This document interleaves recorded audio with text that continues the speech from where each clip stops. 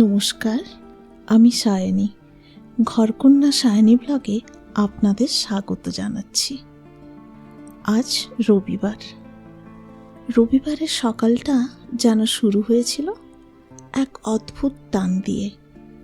আকাশ ছিল ধূসর মেঘে ঢাকা, যেন প্রকৃতি আমন্ত্রণ জানাচ্ছিলেন আমাদের এক নিঃশব্দ অভিযানে। শহরের কোলাহল থেকে কিছুটা দূরে তেলেঙ্গানার অনন্তগিরি পাহাড়ের দিকে বেরিয়ে পড়লাম আমরা। মন ভরা উত্তেজনা, পিঠে ব্যাগ আর চোখে স্বপ্ন। রাস্তার পাশে ধানক্ষেতগুলো, গাছের পাতাগুলো বর্ষার জলে এমন ভিজেছিল, মনে হচ্ছিল যেন ভোরের শিশিরে কুয়াশায় ঢাকা ছিল। গাড়িতে বসে সবার মুখেই হাসি, সঙ্গে চলছিল নরম সুরের গান। মেঘলা আবহাওয়া যেন আমাদের যাত্রার নিঃশব্দ সঙ্গী।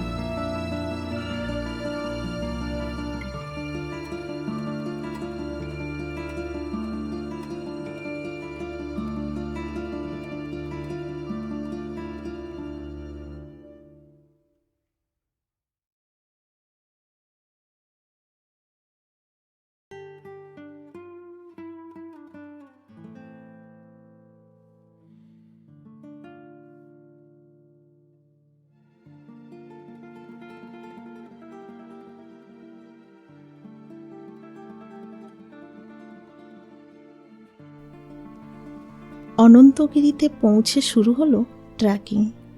পাহাড়ি পথ, মাঝে মধ্যে পাথুরে, আবার কোথাও ভেজা মাটি, গা ঘেঁষে চলছিল ঘন জঙ্গল, কোথাও পাখির ডাক, আবার কোথাও নিস্তব্ধতা।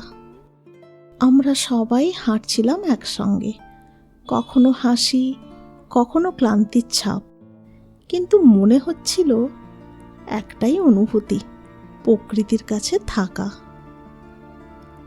রিকিও ছিল আমাদের সঙ্গে। এই সঙ্গীটি যেন আমাদের আনন্দে আরও রং মিশিয়ে দিচ্ছিল।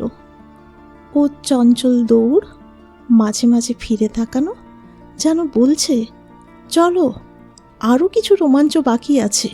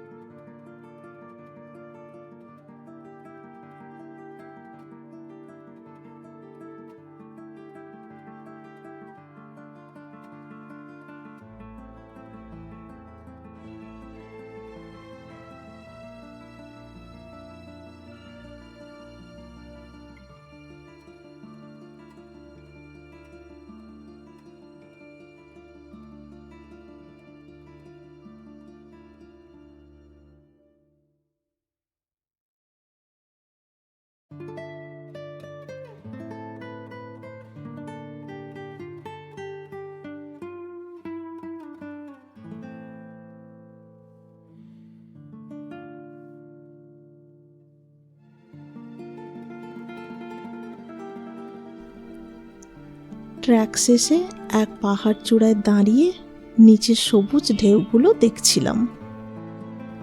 কতটা ছোট আমাদের দৈনন্দিন দুশ্চিন্তা, আর কত বড় এই প্রকৃতি, এটাই দাঁড়িয়ে দাঁড়িয়ে ভাবছিলাম।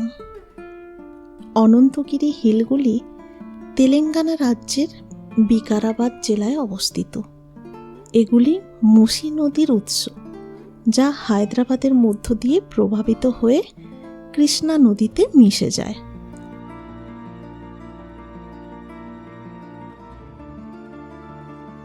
এখন ট্রেকিং করছে, তাই তো? একা একা ট্র্যাক করছে উইথাউট স্টিক, তাই তো? রিকি এখন একা একা স্টিক করছে উইথাউট স্টিক। এবার রিকির মা ট্র্যাক করছে।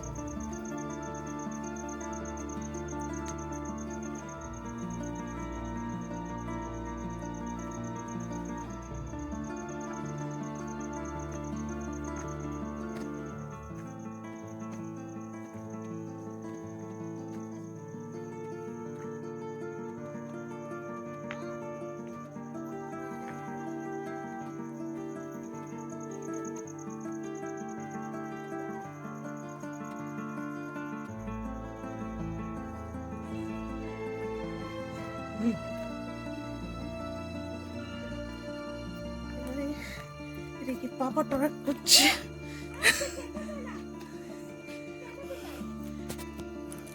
কোথায়?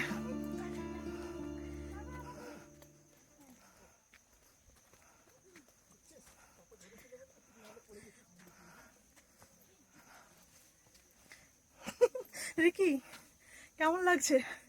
এদিকে দেখো।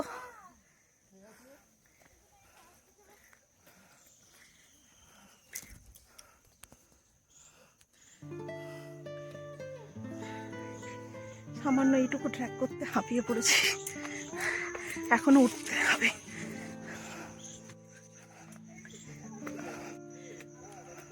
অনেকদিন কোনো ট্রেকিং রুটে যাওয়া হয় না, তাই এইটুকু ট্র্যাক করতেই হাঁপিয়ে পড়েছি।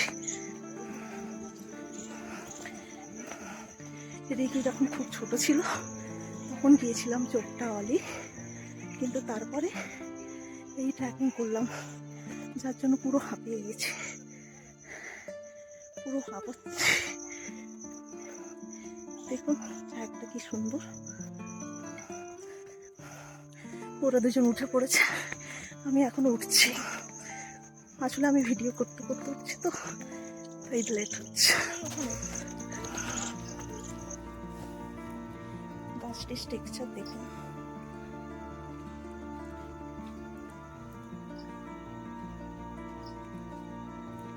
সম্ভবত কি ফুল হবে জানি না, কয়েকটা ফল হয়ে রয়েছে, মনে হচ্ছিল কদম ফুলের গাছ, কিন্তু কদম ফুলের গাছ নয়। প্রত্যেকটা গাছের স্ট্রাকচার দেখুন।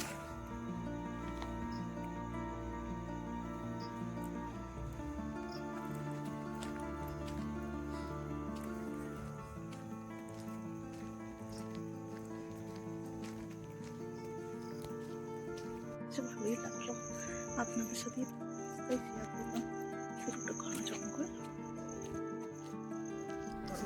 পাহাড়ি এই বনাঞ্চল বহু কাল ধরে গুরুত্বপূর্ণ। এই প্রাচীন জঙ্গলে কুপং, দুর্গ ও গুহাপূর্ণ নিদর্শন পাওয়া যায়। পৌরাণিক মতে মার্কাণ্ডেয় মহর্ষি ধাপে ধাপে অনন্তগিরিকে এক যোগ সাধনার কেন্দ্র বানিয়েছিলেন। স্কন্দপুরাণ অনুযায়ী তিনি প্রায় 1400 বছর পরিশ্রম করেছিলেন। এই কারণেই তিনি এখানে সিদ্ধি লাভ করেন। দূরে পিককের ডাক শোনা যাচ্ছে।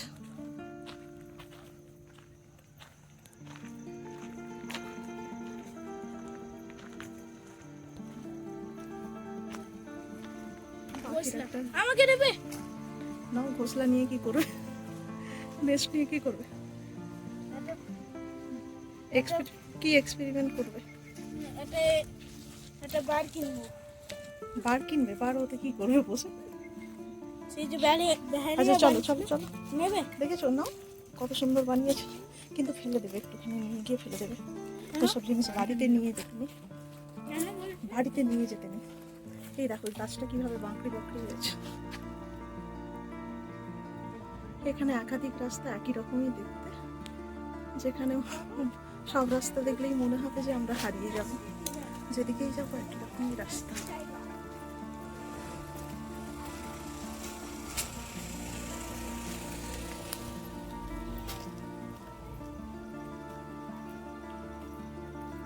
দেখি দেখি নেক্সটটা দেখো এদিকে। হ্যাঁ এখানে হ্যাঁ বাড়ি নিয়ে যেতে হবে না? হবে হবে। হ্যাঁ কি করবে? আচ্ছা শোনো এদিকে দেখো, বাড়ি নিয়ে গিয়ে কি করবে বলো? একটা বার্ড কিনে এখানে বাচ্চারা এখানে খেলে না। আচ্ছা ঠিক আছে, এখন কি করবে বলতো? ওটা বাড়িয়ে নিয়ে গেলে ওতে বার্ডস বসবে না, তুমি এখানে বরং রেখে দাও। এখানে এখানে এখানে বার্ডস থাকতে পারবে, যে বার্ডসটার মানে নেস্টটা ভেঙে গিয়ে পড়ে গেছে না ঝড়ে, ও ওখানে বসতে পারবে। তুমি এখানে একটা গাছের মধ্যে ওটা বসিয়ে দাও, এই যে এই গাছটাতে, পাপাকে দাও দেখিয়ে দেবে, নাহলে তুমি একাই করো। হ্যাঁ এখানটা বসিয়ে দাও, এখানটা। হ্যাঁ গুড, কি সুন্দর বসিয়েছো। একটু দেখে নাও বার্ডসের থেকে একটা নিয়ে নিই তোমার সাথে। গুড, এদিকে সাইডে যাও, এরকম ভাবে দেখাও আমাকে। হ্যাঁ দারুণ। রিকি দিয়ে এলো পাখির নেস্ট কুড়িয়ে, পাখির জন্য রেখে দিল, তাই তো? ওখানে বার্ডস এসে কি করবে? এগ দেবে, তাই তো?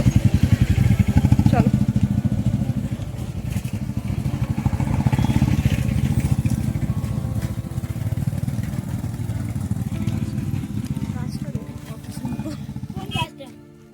এই দেখো কত পুরনো গাছ, কিভাবে রয়েছে ভাবে বসতে পারিস এই গাছে।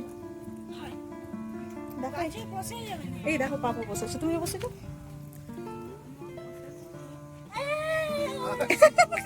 ও একা বসে যাবে, তোমাকে বসাতে হবে না, তাই? আমি একটু বসি তোমার কাছে, না?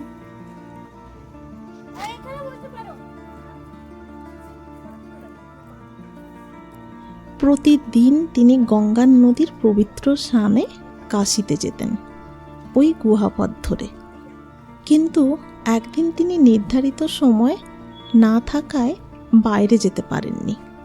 তার কঠোর সাধনায় প্রফুল্ল হয়ে ভগবান বিষ্ণু তার স্বপ্নে উপস্থিত হন, গঙ্গার জলের ব্যবস্থাও করেন এবং মহর্ষিকে জল প্রদান করেন। এরপর মহর্ষি মোল্লাকুণ্ড বা কিংবদন্তি মুসি নদীতে রূপান্তরিত হন। সেই নদী আজকের মুসি নদী, যা হায়দ্রাবাদকে জীবনের জলের আশ্বাস দেয়। প্রায় 400 বছর আগে হায়দ্রাবাদের নিজাম নবাবরা এই অঞ্চলে আসতেন। তারা বিশ্রাম ও প্রকৃতির নিঃশব্দ উপভোগ করতেন। এক রাতে ভগবান বিষ্ণু নবাবের স্বপ্নে এসে একটি মন্দির নির্মাণ করতে বলেন। সেই নির্দেশনা পাল্টে হয় শ্রী অনন্ত পদ্মনাভ স্বামী মন্দির, যা আজও এই পাহাড়ে অবস্থিত এক রহস্যময় প্রার্থনার প্রতীক। মন্দিরের মূল মূর্তি একটি প্রাকৃতিক শিলা গুহায় অবস্থান করে, যেখানে ভগবান বিষ্ণু অসনিষ্টভাবে বিশ্রামরত থাকেন। মূর্তির প্রাঙ্গণের প্রবেশদ্বারে হনুমান ও গরুড়ের মূর্তি শান্তভাবে দাঁড়িয়ে দর্শনার্থীদের শুভেচ্ছা জানায়। ভেতরে ক্যামেরা অ্যালাউ নেই, তাই আমি আপনাদের মন্দিরটি দেখাতে পারলাম না।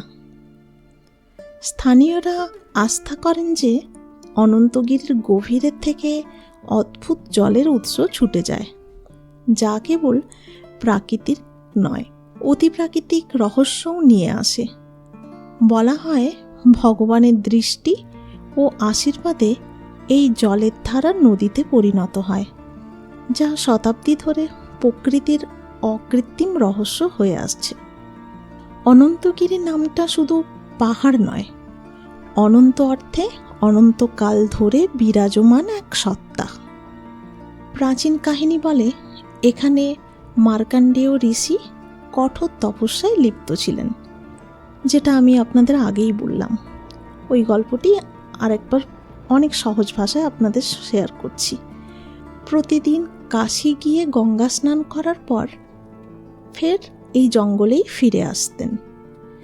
একদিন প্রবল বৃষ্টির কারণে যেতে না পারলে তিনি ভগবান বিষ্ণুর কাছে প্রার্থনা করেন। স্বপ্নে বিষ্ণু তাকে আশীর্বাদ দেন এবং একটি গুহার ভেতরে গঙ্গার জলের উৎস তৈরি করে দেন। সেই জলই রূপ নেয় মুসি নদীতে, যা আজও হায়দ্রাবাদের বুক চিরে প্রভাবিত হয়। আজও প্রাণবন্ত অনন্তগিরি আমাদের যুগেও এই পাহাড়, হরিৎবন, মৃদু বাতাস, ক্ষুদ্র ঝর্ণা ও বনসংলগ্ন পাখিবাহীরা এক শান্তি বয়ে আনে। এই অঞ্চলে তেলেঙ্গানাকে তেলেঙ্গানার উটি উপাধি দিয়েছে তার সৌন্দর্য ও পাহাড়ি তাজা আবহাওয়ার জন্য। বিষয় কাহিনী, ভাগ্যগাথা, সৌন্দর্য ভালোবেসে যোগ সাধনায় বসবাসকারী ঋষি মার্কাণ্ডেয় কাহিনী মুসি নদীর শ্বাসযোগ্য জলবিন্দুর থেকে নদীর রূপান্তর, মন্দির নির্মাণ স্বপ্নে নির্দেশ পাওয়া নবাবদের কাছেও বাস্তবতার রূপে জন্ম নেয় রহস্যময়তার ভূমির গহ্বর থেকে নির্ঝরিত জল, যা অদ্ভুত ধারণার জন্ম দেয়। আধুনিক পরে এখনও বনভিত্তিক আরাম, শীতলতা ও ঐতিহ্য ধরে রাখা হয়েছে। এই সকল কাহিনী, ধ্যান, মন্দির ও নদীর ধারা একে অন্যে মিশে অনন্তগিরিকে পরিণত করেছে শুধু এক দর্শনীয় জায়গা নয়, ইতিহাসের রঙে সাঁথা এক পৌরাণিক আবাসে। এই হলো এই অনন্তগিরি হিলের পৌরাণিক কাহিনী।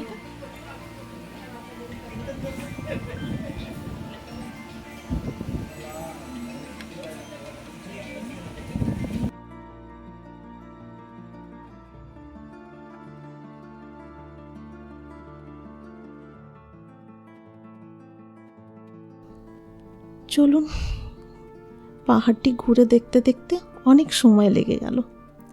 প্রচণ্ড খিদেও পেয়েছে।